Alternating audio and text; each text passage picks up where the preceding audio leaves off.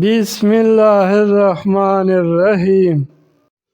حضرت ابو امامہ رضی اللہ عنہ سے روایت ہے کہ رسول اللہ صلی اللہ علیہ وسلم نے ارشاد فرمایا کہ جب ابلیس زمین پر آنے لگا تو اس نے اللہ تعالی سے عرض کیا، اے پروردگار، تو مجھے زمین پر بھیج رہا ہے اور راندہ درگاہ کر رہا ہے، میرے لیے کوئی گھر بھی بنا دے۔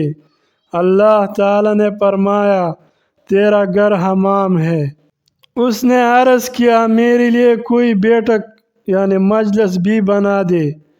فرمایا، بازار اور راستے تیرے بیٹھک ہے۔ عرض کیا، میرے لیے کھانا بھی مقرر فرما دے۔ فرمایا، تیرا کھانا ہر وہ چیز ہے جس پر اللہ کا نام نہ لیا جائے۔ عرض کیا، میرے پینے کے لیے بھی کوئی چیز مقرر کر دیجئے۔ فرمایا، ہر نشہ آور چیز تیرا مشروب ہے۔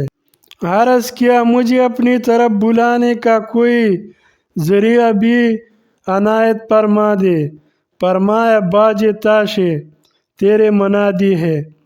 عرض کیا، میرے لیے قرآن بار بار پڑھی جانے والی چیز بھی بنا دے۔ فرمایا، گند شعر تیرا قرآن ہے۔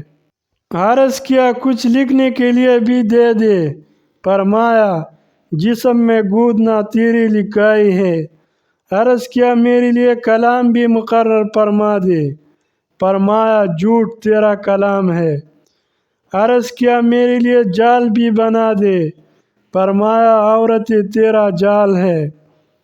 پیارے دوستو، اگر ویڈیو اچھی لگی تو لائک کرے اور چینل کو سبسکرائب کرے اور اپنے دوستوں کے ساتھ شیئر کرے۔ شکریہ۔